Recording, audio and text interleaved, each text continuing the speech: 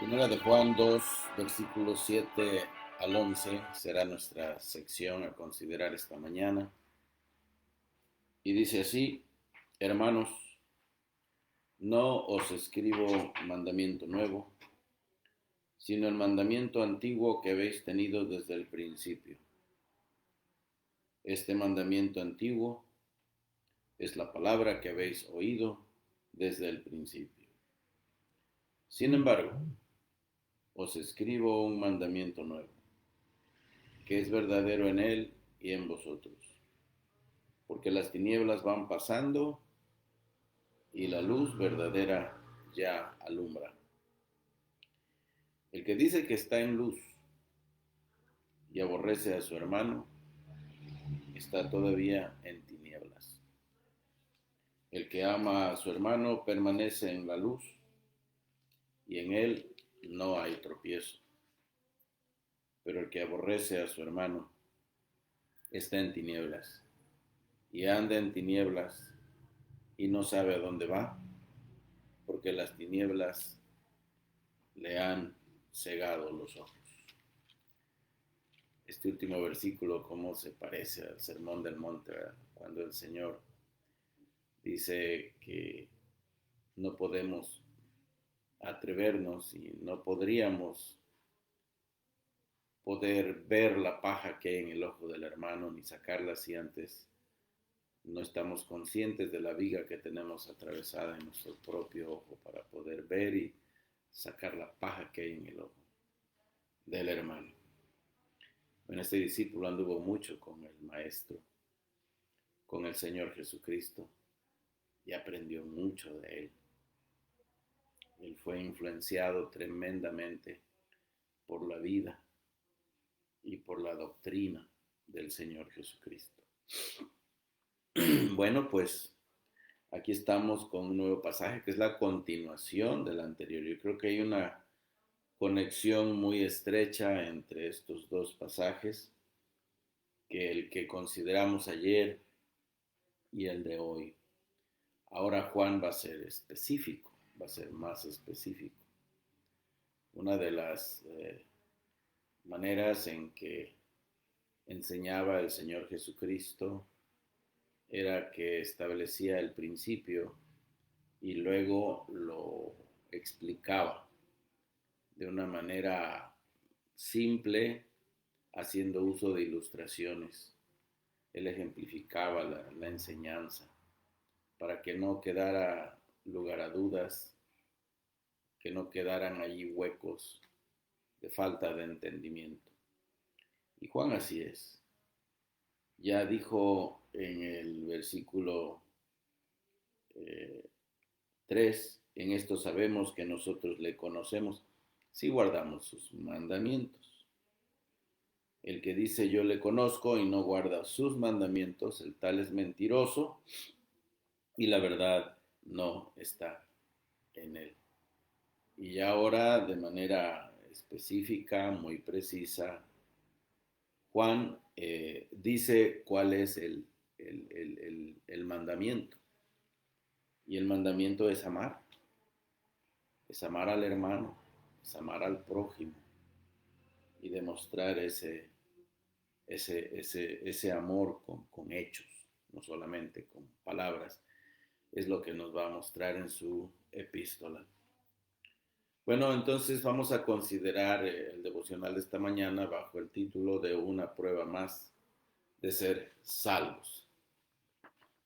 Bueno, aquí tenemos la prueba que el Señor nos da. Sin duda alguna, la obra de Cristo a favor de los elegidos es una obra segura.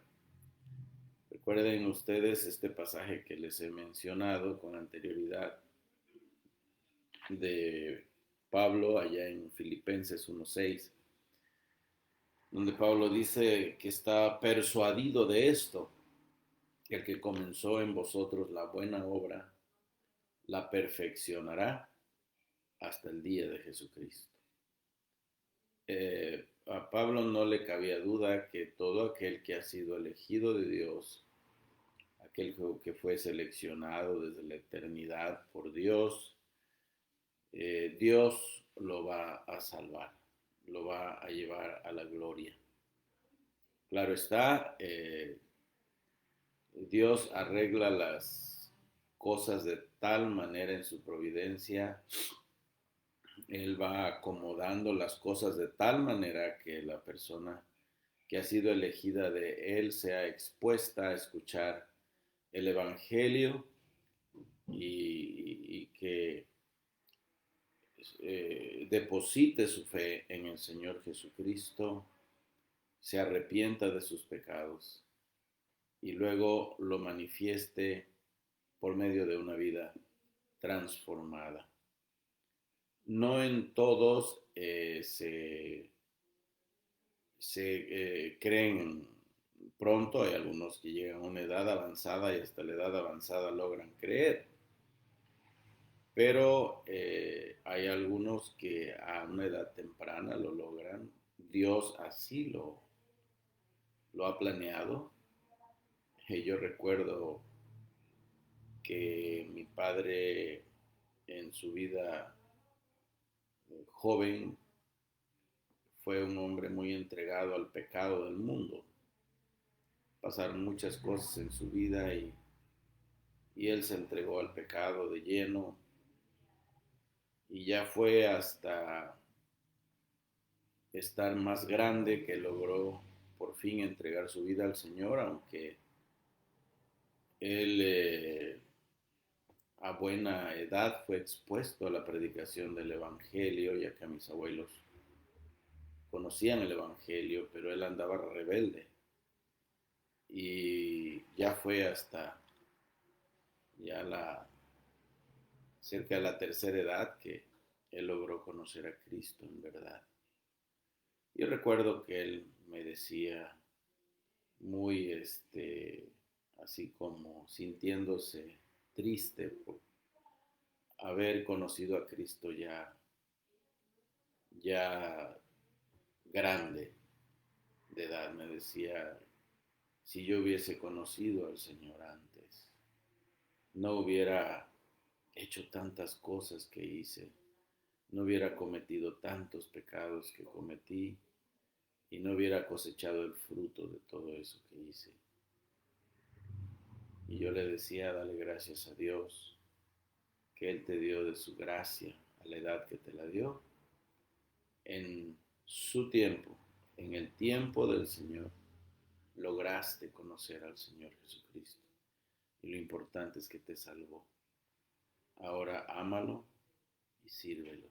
Sírvele de todo corazón. Y fue lo que hizo. Fue lo que hizo. Y yo recuerdo en mis primeras visitas a algunas familias en donde nació esta nueva obra, allá por mi tierra, en Saladero, Tlacojalpa, Playa María, todo eso. En esos lugares, pues yo crecí de niño, pero hace 10 años que regresé a predicarles el Evangelio, nadie me conocía. Bueno, uno que otro, ¿verdad? Que me conoció de niño, pero la mayoría ni siquiera se acordaba de mí. Pero el mencionar el nombre de mi padre fue algo que me abrió camino para poder entrar a hogares de personas que yo no conocía. Y la razón es que mi padre ya había pasado por esos hogares y ya les había hablado de Cristo. Hay una familia que visito mucho cada 8 días y me dicen que mi padre todas las tardes, después de llegar del trabajo, del campo, agarraba una Biblia grandota, bien gruesa que tenía y la llevaba para hablarles de Cristo. Qué bendición.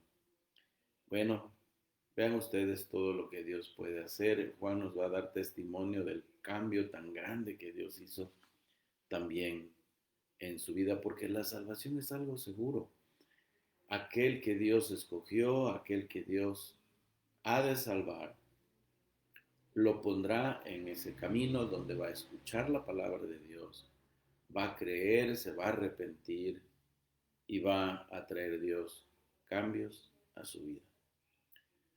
Los tales gozamos de una seguridad de salvación eterna gracias a la obra perfecta y completa de Cristo, en su sacrificio expiatorio a favor nuestro en la cruz. Pero, aunque elegidos y seguros en Cristo, como ya vimos, todavía tenemos problemas con el pecado.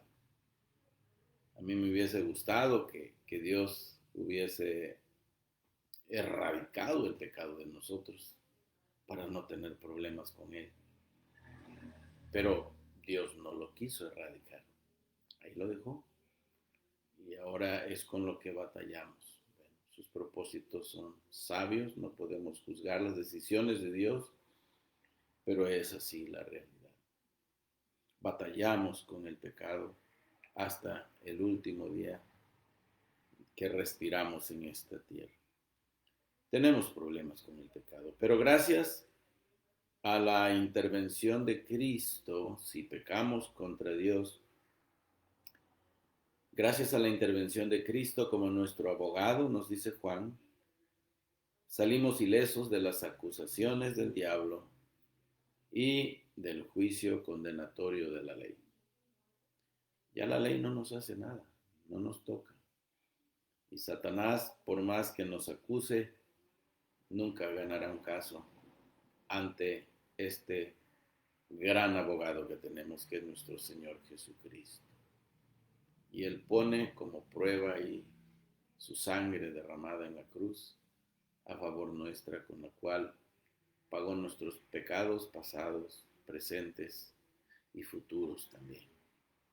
Nada nos puede hacer la ley y no nos puede tocar el infierno, porque Cristo ha pagado por nosotros. Ahora, si le fallamos, tenemos la puerta de la confesión. Podemos ir y decirle, Señor, he hecho esto y esto y esto, lo que tú viste. Eso es confesar, decir lo mismo que Dios vio. Bueno, por lo que ya hemos visto, entonces Juan ha comenzado a mostrarnos que si bien tenemos tales ventajas los hijos de Dios, también tenemos evidencias en nuestro carácter de gozar de esas ventajas. Aquel que dice yo soy salvo, bueno, a ver, dice Juan, ¿dónde están tus evidencias? Dice Santiago también, ¿dónde está? ¿Dónde están tus obras? Tú dices que tienes fe y yo te muestro mis obras por mi fe. ¿Dónde están las tuyas? ¿Dónde está la evidencia de tal salvación? Bueno, pues lo mismo nos está diciendo Juan aquí. Entonces, hay evidencias en nuestro carácter. Un carácter que es transformado por la gracia de Dios, día a día. Ya les dije que no creemos nosotros en el perfeccionismo aquí en la tierra, no creemos en esa doctrina que dice que un cristiano puede lograr la perfección en este mundo, en esta vida. No, no lo creo. La palabra de Dios lo niega y la experiencia también. La experiencia también. El mundo, el diablo y nuestra carne nos dan mucho problema. Recuerdo que en una ocasión alguien negaba la existencia de Satanás. A la discusión era con la mamá de mi hermano Dan. Y, y le decía, no, es que Satanás no existe, eso es una idea nada más, una tradición. ¿Sabe? Y la señora contestó, bueno, ¿y quién es ese que me da tanto problema todos los días? Bueno, pues esa es la verdad, la experiencia también nos lo dice. Tenemos problemas con Satanás, tenemos problemas con el mundo, tenemos problemas con el pecado a diario. No podemos escapar de eso. Pero tenemos el control en Cristo. Con su poder, con su gracia, podemos mantener a esos enemigos bajo control. No tienen por qué vencernos. Bueno, entonces nos ha mostrado Juan en la sección anterior que el que en verdad conoce a Dios guarda sus mandamientos. No se trata de decirlo nada más. Es que yo amo a Dios. Es que yo conozco a Dios. No. Aquí están las evidencias. Guardo los mandamientos. La obediencia es la marca ineludible de los hijos de Dios. Y es una obediencia a Dios por un amor hacia Él que ha madurado o que ha perfeccionado. Este es lo que enseña la palabra de Dios, pero el que guarda su palabra, en este verdaderamente el amor de Dios se ha perfeccionado. Por esto sabemos que estamos en Él. En ese amor crecemos y en ese amor somos perfeccionados. Ese amor es perfeccionado. Ese amor madura. Oh, cuánto necesitamos crecer en ese amor hacia nuestro Dios. Esto es lo que a mí me pone mal, ¿verdad? Que no logre amar al Señor de tal manera que minuto a minuto, día a día, me niegue completamente a mí mismo. Pero hermanos, pues estamos apegados a esta tierra, estamos rodeados del mundo, del diablo, del pecado, lo tenemos en nuestro ser, vaya, es una cosa terrible, pero tenemos que luchar, tenemos que batallar y el Señor nos ayudará. Una de nuestras peticiones más grandes, más importantes en la oración, debería ser que Dios nos ayude cada día a ser más y más como su Hijo Jesucristo. Esa es una gran petición. Que cada día estemos más y más fuertes en Él, que cada día resistamos más y más al diablo y al pecado, y que nuestra entrega sea completa a Él. Oh, que el Señor nos ayude a amarle más cada día. El día que logremos amar a nuestro Dios más y este amor se perfeccione en nosotros, va a ser, va a ser de más gozo, va a ser de más alegría, va a ser de más entrega a nuestro Dios. Oh, hermanos, que llegue ese momento. El auténtico cristiano para Juan es un buen imitador del Señor Jesucristo, quien decía que su verdadera comida y bebida era hacer la voluntad de su Padre que está en los cielos, y que quien reclame pertenecer a Cristo más vale que ande como Él anduvo. Dice usted, Jesucristo para hacer la voluntad de su Padre, esa era su comida y su bebida, era su respirar de cada día. Cuando los discípulos estaban tan preocupados por Él porque no había probado alimentos, ellos habían entrado al llegar a Samaria, a la ciudad de Sicar, para buscar alimentos, y él se quedó allí porque él tenía una cita programada y con una mujer que necesitaba conocerlo.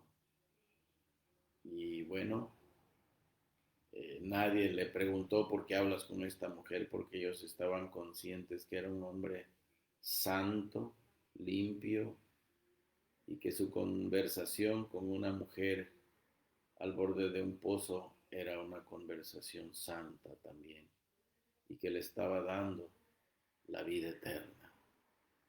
Bueno, y con ella iba a alcanzar a muchos en esa ciudad que ya no creyeron solamente por el testimonio de la mujer, sino por haber escuchado personalmente al autor de la vida eterna, nuestro glorioso Señor Jesucristo. Y ellos le dicen, Señor, pues, ¿qué no vas a comer? No has comido. Y el Señor les dice, oh, yo tengo una comida que ustedes no tienen idea, que ustedes no conocen.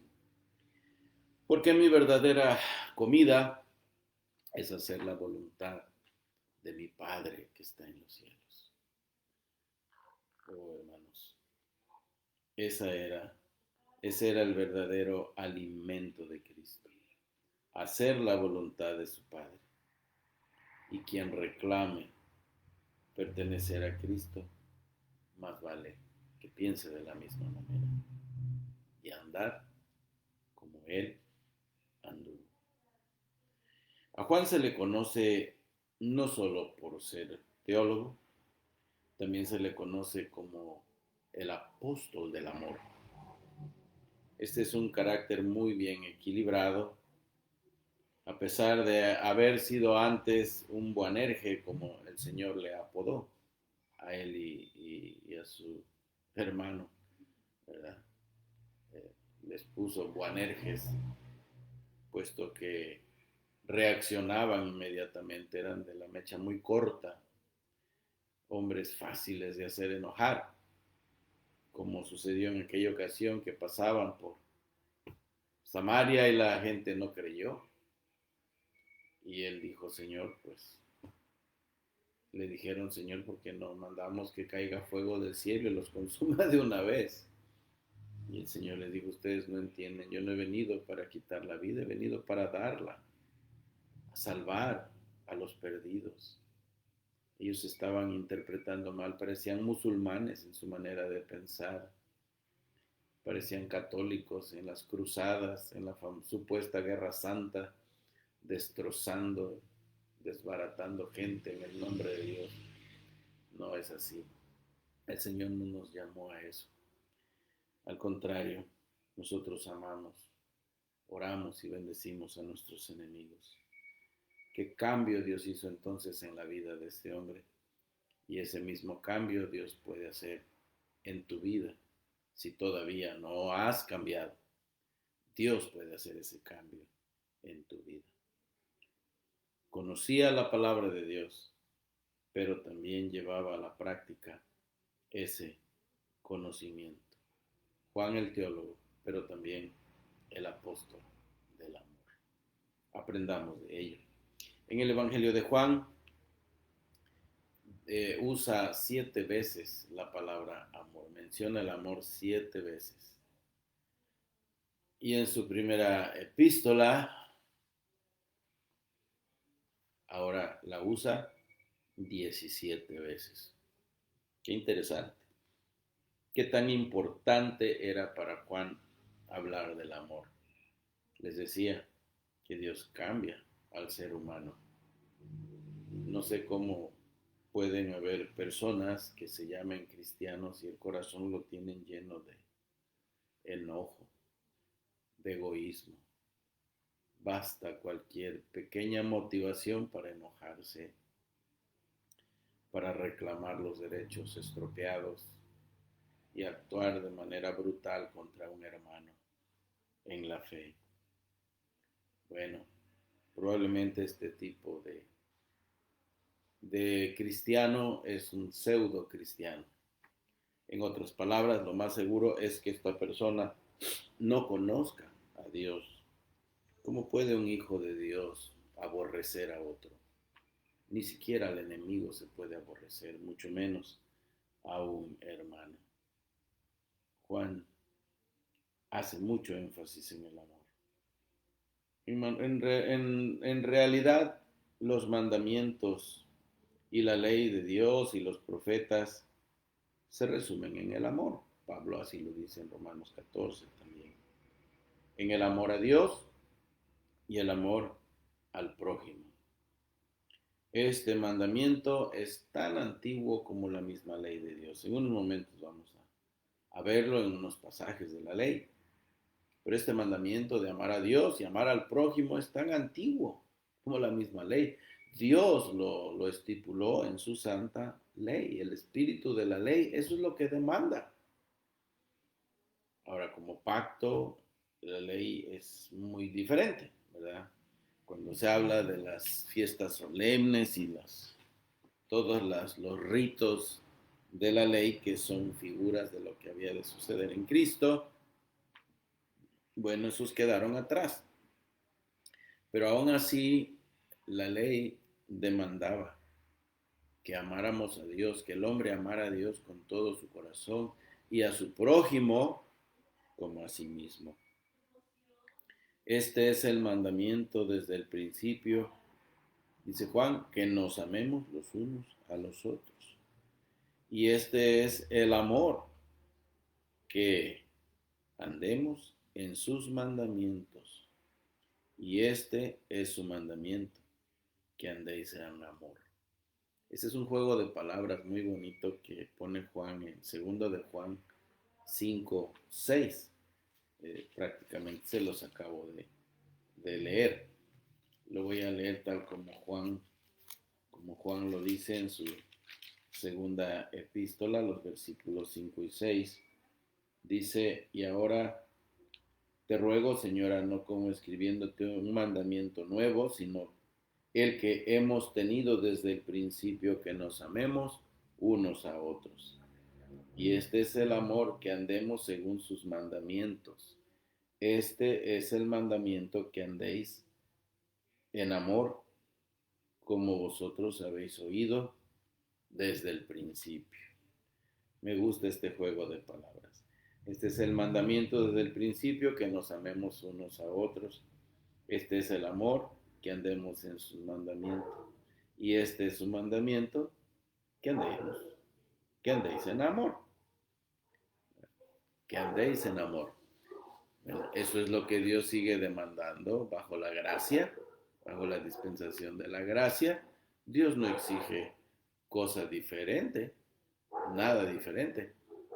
Su exigencia es la misma, que nos amemos los unos a los otros. Ahora, ¿por qué es un mandamiento nuevo el amar? Por un lado, Juan también, el apóstol Juan nos repite lo mismo, las palabras del Señor Jesús.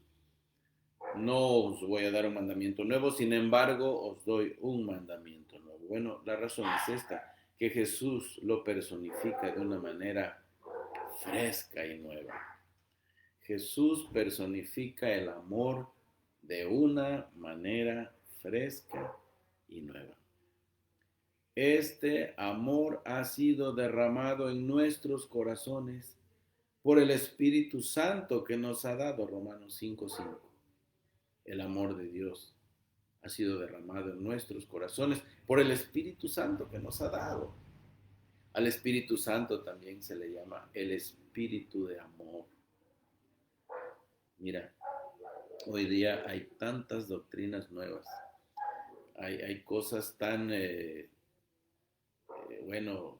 fantasías en la mente de predicadores y gente en las iglesias, doctrinas nuevas. Y la llenura del Espíritu la relacionan con unas manifestaciones de emocionalismo fuerte, ¿verdad? Caer en éxtasis, o hablar en lenguas, o caerse actualmente, ¿verdad? Soplar sobre la gente.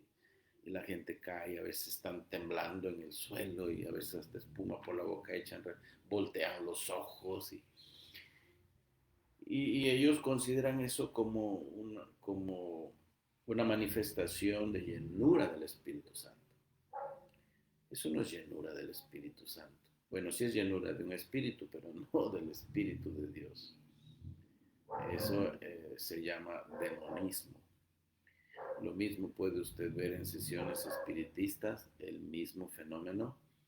Lo mismo puede usted ver allá, que no le recomiendo que lo vea, pero es lo que sucede en ese centro de supuestos exorcismos que practican en un lugar llamado Puente Jula, Veracruz. Y pues las personas caen al suelo, empiezan a convulsionar, a temblar, echan espuma por la boca, voltean los ojos, tiemblan. Bueno, es demonismo.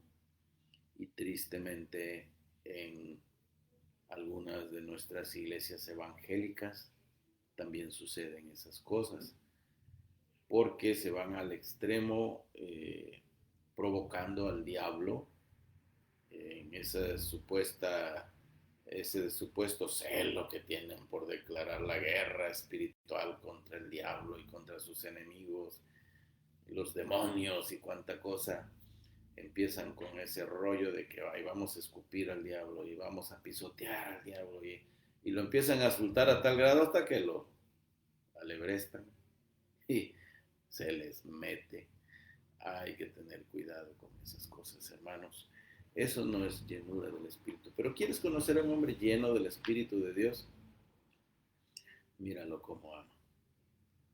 No es aquel que se desquita por cualquier cosa, se enoja, se molesta. No está lleno del Espíritu Santo, tal persona. No me diga usted que cuando está enojado, contestando, gritando, insultando, va usted a estar lleno del Espíritu Santo. ¿Cuántos pueden pensar que cuando están allí convulsionando o que están levantando las manos y que están cantando extasiados, pueden reclamar que están llenos del Espíritu Santo, pero en el corazón están guardando un sentimiento negativo, un resentimiento, rencor, enojo contra alguien? Esa persona no está llena de Dios, no está llena del Espíritu. Puede que esté llena de algún espíritu, pero no del Espíritu de Dios. De algún demonio sí, pero no de Dios. Entonces, este amor ha sido derramado en nuestros corazones por el Espíritu Santo y energizado también por el mismo Espíritu. Recuerden ustedes que este es uno de los frutos del Espíritu Santo y es el primer fruto que aparece aquí, se llama amor. Y ya después vienen los demás frutos, como es el gozo, la paz, la benignidad y todo lo demás. El amor viene siendo como para una fruta, digamos, comparémoslo con un racimo de uvas, el pezón, ¿verdad? Es de donde penden todas las uvitas. Es esa parte de la fruta de donde pende cada uno de los demás frutos. Es el pezón. Porque sin amor no podríamos tener todos los demás frutos del Espíritu. Entonces vean ustedes qué tan importante es el amor en la vida del cristiano. Ahora, la personificación misma del amor es el Señor Jesucristo. Porque de tal manera amó Dios al mundo que ha enviado a su Hijo Jesucristo. De tal manera amó Dios al mundo que ha dado a su Hijo Jesucristo, para que todo aquel que en él cree no se pierda, mas tenga vida eterna. En Juan 13:34 también, ¿verdad? En esto conocerán todos que sois mis discípulos si tuvieseis amor los unos a los otros. Qué importante es el amor en la vida cristiana. Ahora decíamos que este mandamiento de amar a Dios y amar al prójimo es tan antiguo como la misma ley de Dios. Dios lo estipuló en su santa ley. Recuerden ustedes que la ley es espiritual. Pablo así lo dijo en Romanos 7. Él dijo, pero el mandamiento es bueno, es justo, es santo y bueno. Y la ley espiritual, y yo soy un hombre vendido al pecado. ¿Qué querría decir Pablo con esas palabras? ¿Acaso estaba diciendo que él estaba entregado al pecado? No, simplemente está reconociendo que tenía maldad todavía, que tenía pecado, que el pecado todavía moraba en él y que todo lo que él hacía y decía estaba salpicado de maldad, de pecado. Él no deseaba eso, él no lo quería, no lo patrocinaba, pero él sabía que era débil y que el pecado todavía estaba en su ser. Entonces decía que la ley promueve el amor, promovía el amor y la equidad. Por eso cuando alguien cometía un atropello debía pagar por el atropello. Si un animal de alguien atacaba a una persona, la persona debía pagar los daños. El dueño del animal debía pagar los daños. Si alguien asesinaba a una persona, debía responder con su misma vida por ese asesinato. Había equidad en la repartición de la justicia y eso es lo que demandaba la ley, equidad, amor. Levítico 19:18 lo dice, es curioso que esto aparezca en la ley de Dios.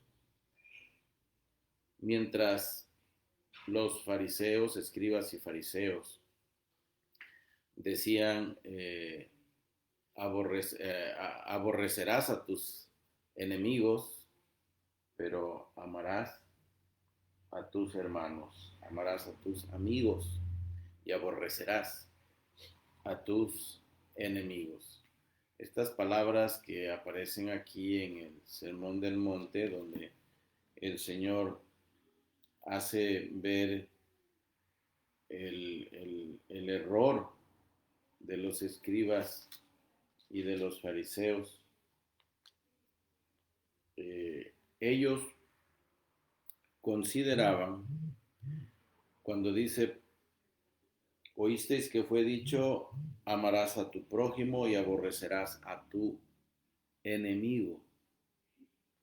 Pero yo os digo, amad a vuestros enemigos, bendecid a los que os maldicen, haced bien a los que os aborrecen y orad por los que os ultrajan y os persiguen, para que seáis hijos de vuestro Padre que está en los cielos, que hace salir su sol sobre malos y buenos, y que hace llover sobre justos e injustos. Porque si amáis a los que os aman, ¿qué recompensa tendréis? ¿No hacen también lo mismo los publicanos? Fíjense las palabras de Jesús, van muy al grano de lo que estamos viendo aquí, en el Sermón del Monte. Ellos hacían énfasis en este mandamiento, pero no era el mandamiento de la ley en sí. La ley nunca dijo esto. Amarás a tu prójimo y aborrecerás a tu enemigo. No, todo lo opuesto, todo lo contrario. No era la orden de la ley, pero esta era la interpretación de los ancianos. Y se hizo popular este dicho entre los judíos. Aborrecerás a tu enemigo. Amarás a tu prójimo, pero aborrecerás a tu enemigo.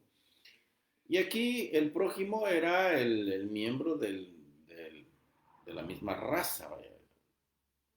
En otras palabras, ellos entendían y enseñaban así, amarás a los judíos, pero a los demás los vas a tener como enemigos. No tienes por qué hacerles bien, no tienes por qué preocuparte por ellos, preocúpate solamente por los tuyos. Pero Jesús les volteó la tortilla y les dice, están mal, eso no es correcto.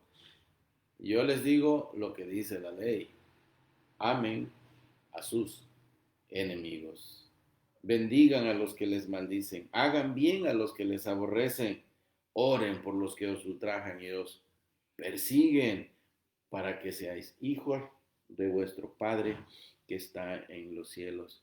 Y miren el ejemplo que les pone, que hace salir su sol sobre malos y buenos, y que hace llover sobre justos e injustos. Miren el ejemplo que Dios les pone. Ustedes no tienen por qué seguir el ejemplo, la enseñanza, la doctrina de los escribas y de los fariseos. Ustedes deben seguir el ejemplo de nuestro Padre Celestial. Él no solamente avienta el sol sobre los cristianos, no. Él avienta su sol, lo echa también sobre los malos, sobre los buenos y sobre los malos. Dios hace que su sol brille. Ahorita en estos momentos, el sol no solamente está brillando sobre la casa de los hijos de Dios, sobre los cristianos. El sol está cayendo también sobre el extorsionador, el asesino, el mentiroso, el blasfemo, aquel que incluso niega la existencia de Dios. Dios hace salir su sol sobre ellos también. Entonces, nos está dando el ejemplo y dice, debemos seguir el ejemplo del Señor, el ejemplo de nuestro Dios. Y hermanos, esto lo enseña también su santa ley. Miren, les iba a leer Levítico 19:18, que dice, no te vengarás ni guardarás rencor a los hijos de tu pueblo. Este es el mandamiento de la ley. No te vengarás ni guardarás rencor a los hijos de tu pueblo, sino amarás a tu prójimo como a ti mismo. Y luego aparece la rúbrica de Dios, la firma de Dios. Y estipula ahí su sello y dice, yo, Jehová. Yo, Jehová. ¿Qué les parece? Esto lo digo yo, dice Dios. No te vas a andar vengando. No tienes por qué desquitarte lo que te hagan. No tienes por qué hacerlo, sino que amarás a tu prójimo como a ti mismo. ¿De dónde viene esto? Viene de la ley de Dios. Es uno de esos 600 y tantos mandamientos que aparecen en la ley de Dios. En Deuteronomio 6:5 dice, amarás a Jehová tu Dios de todo tu corazón y de toda tu alma y con todas tus fuerzas. Ay, hermanos, qué vergüenza siento yo cuando leo estos pasajes. Qué vergüenza siento porque, pues sí, me enojo cuando veo la injusticia y sobre todo cuando se hace injusticia contra mi persona, pues sí, me molesto, me enojo, no debería enojarme, debería bendecir a aquel que es injusto conmigo. ¿Y qué con respecto al amor a Dios? ¿Qué con respecto del amor a nuestro Dios?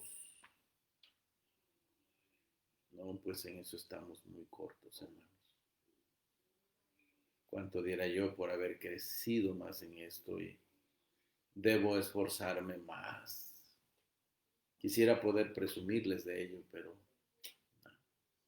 no puedo. Yo me enfrento ante dos pasajes así y lo único que puedo sentir es vergüenza.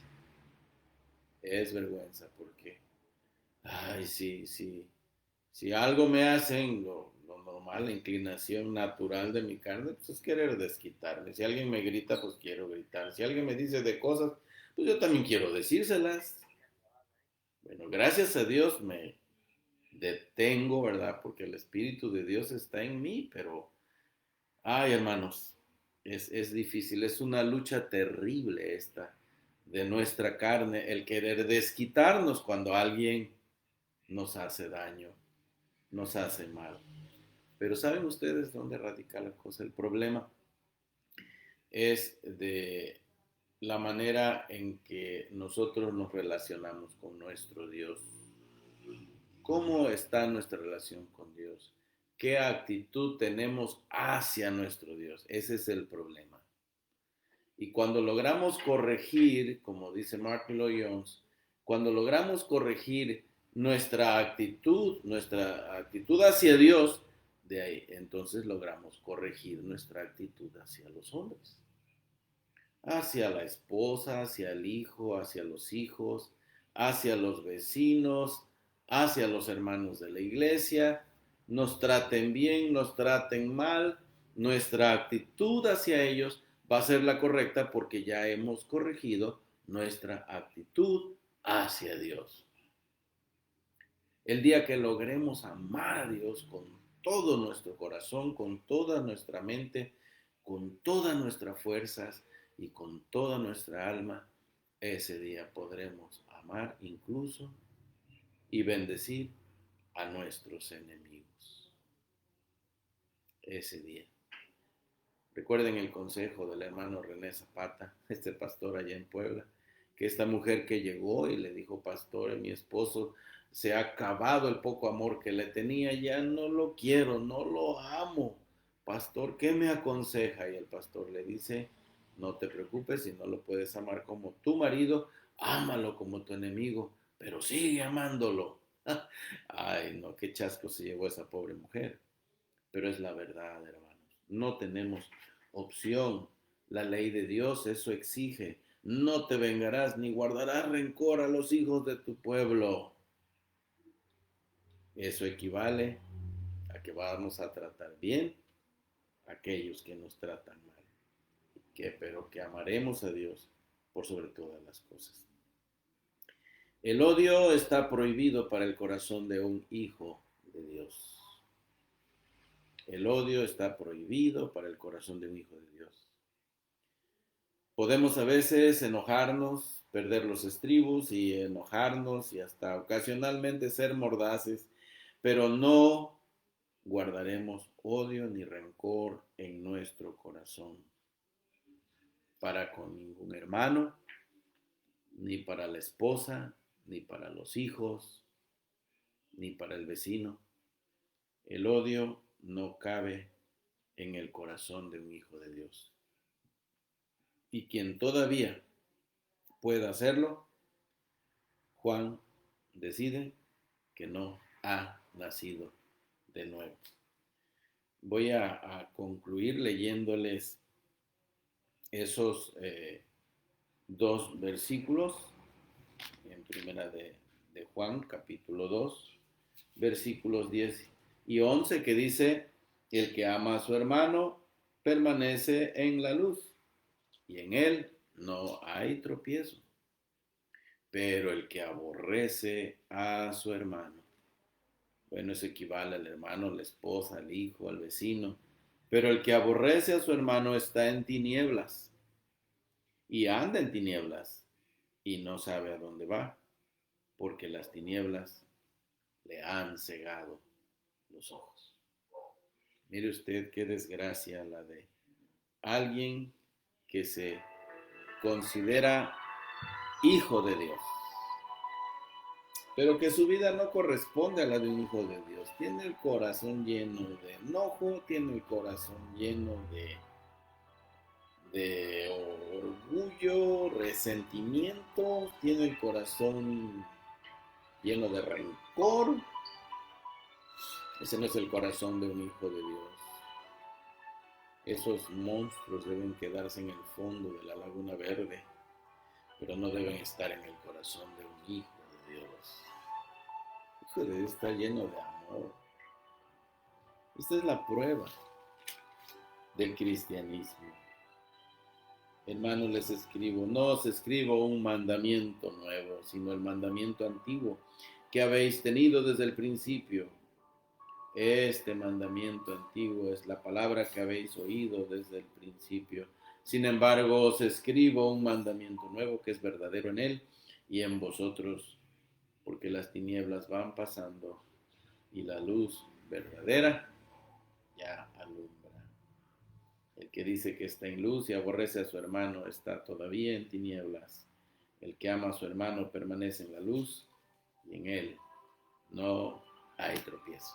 Amados hermanos, que Dios les bendiga ricamente en este día. Ya es jueves, damos gracias a Dios por ello. Les espero el día de mañana a la misma hora, por el mismo canal. Dios les bendiga, hermanos. Un abrazo a todos ustedes, un saludo. Gracias por los saludos que aparecen cada día aquí en la pantalla de ustedes, hermanos. Que Dios les bendiga grandemente. Ha sido un privilegio y un honor darles la palabra de Dios. Esto es para la honra y gloria del Señor. Quiere Dios que hayan sido bendecidos esta mañana, como lo ha sido mi vida con la palabra de Dios en este devocional. Hasta